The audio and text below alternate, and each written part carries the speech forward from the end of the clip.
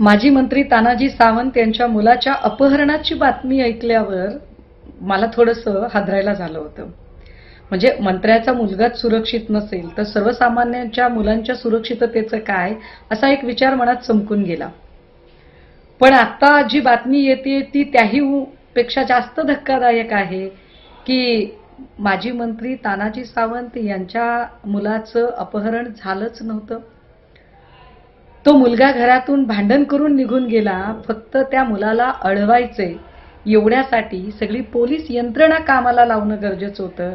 आणि त्यासाठी तानाजी सावंतांनी आपण सत्तेत असल्याचा, आमदार असल्याचा, आपल्याकडे पैसा असल्याचा, या सगळ्या गोष्टींचा गैरवापर करत ताकदीने एक खोटी केस, तीही अपहरणाची केस दाखल करून घेतली आणि चेन्नईहून मुलाला परत आणले.